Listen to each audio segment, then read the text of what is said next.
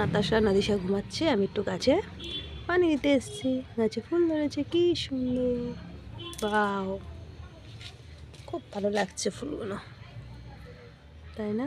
তোমাদের কেমন লাগছে বলো? কি গাছ, কে কে যেন কমেন্ট করো।